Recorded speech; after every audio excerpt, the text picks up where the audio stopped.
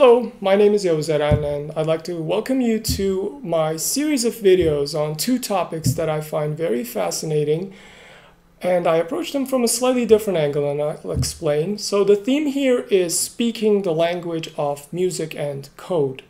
So I specifically chose the expression speaking the language as opposed to like playing music or writing code, which they're perfectly fine. Like, yes, you can memorize music, you can add your interpretation, you can write code with a specific goal in mind, but there's a slightly understated aspect to both music and code, which kind of does not give service to the expressive power of music and code.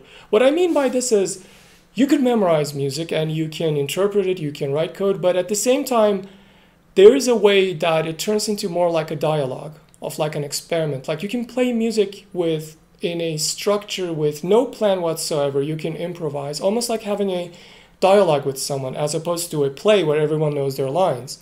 So you can go in interesting directions according to what the other person is saying. You can just go any way you like and see if it works or not. So that goes for both music and code. And that's the thing that I want to emphasize through these videos. And this video series will cover these themes, and I will add a number of videos over the next months, maybe, going back to the basics from time to time, because both code and music require certain fundamentals. Although their music is very intuitive, like even a child can understand when something goes wrong, and some people are talented enough that they can just pick something up and make something sound good. But for majority of us, there are certain structures that our brain picks up on, and they are very fascinating. The fundamentals are actually not too complicated. A lot of instructors shy away from them, thinking that they're too complicated. They're not. There's a very nice relationship between different sounds within music.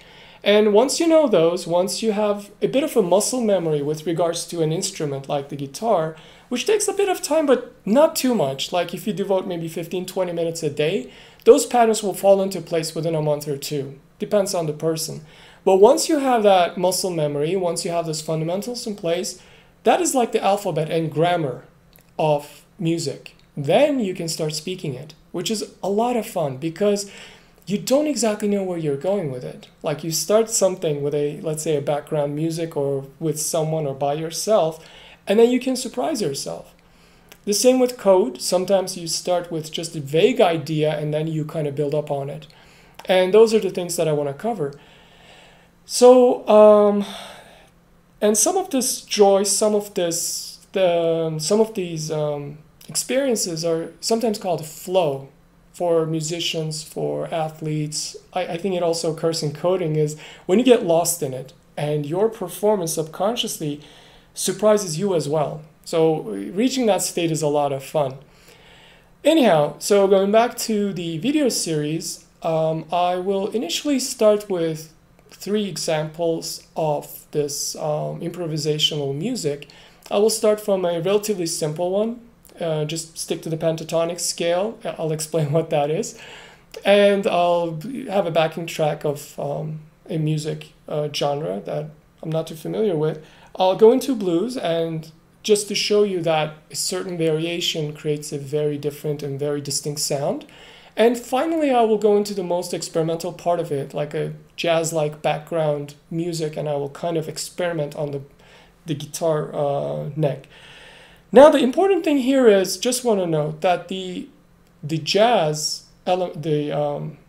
genres like jazz also have their theory, and it's pretty deep, it's pretty profound, and I have not delved too deeply into that myself, and I might even have like some colleagues come in, like friends come in, and some people who know this better explain it. But the reason I want to delve into the jazz part is, for myself at this point, I like experimenting using the primary alphabet and experimenting with different sounds, because I will explain more in that section, but basically the main theme is once you have the fundamentals in place, you have the leeway to stray off that path and come back to it, which is actually what makes a lot of good music really good. Like the ability to subvert expectations of the subconscious and then have a landing place.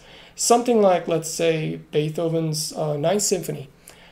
You might think it has this lasting appeal because of that killer melody and the incredible composition, but at the same time, you can listen to it over and over and over again because Beethoven plays around with your subconscious expectations within a structure of music.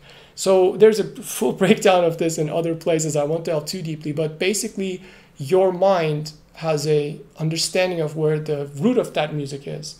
And then as the music progresses, Beethoven kind of strays away from it, changing expectations subconsciously, and then keep you in suspense like a great story, great movie, and then has you landing back there again.